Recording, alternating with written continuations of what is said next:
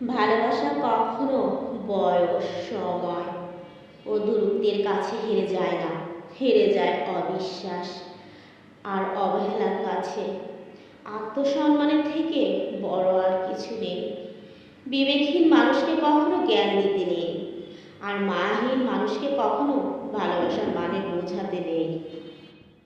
জীবনের টুকরো হয়ে যাওয়া মুহূর্তগুলো নিজেকেই গড়ে নিতে হয়, কারণ কেউ থাকে না পাশে যদি আসে দুর্যোগ।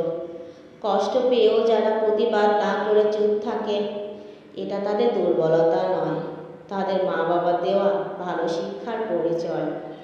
মাথার উপরে যে শূন্যতা তার নাম আকাশ, বুকের ভেতর যে শূন্যতা তার নাম দীর্ঘশ্বাস। এখনই কি তার কথা ভাবো?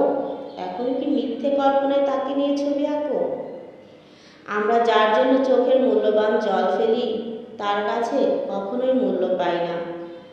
যে আপনার ইমোশনের দাম দেয় না, সে আপনার মনের মানুষ হওয়ার যোগ্যতাই রাখে না।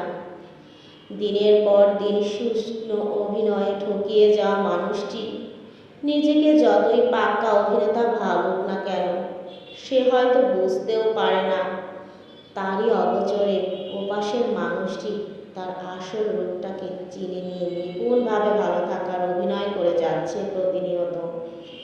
ভালোবাসা দেওয়া আর ভালো থাকার অভিনয় তো চলছে আজকাল।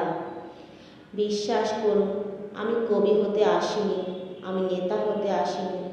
আমি প্রেম দিতে এসেছিলাম, প্রেম পেতে এসেছিলাম।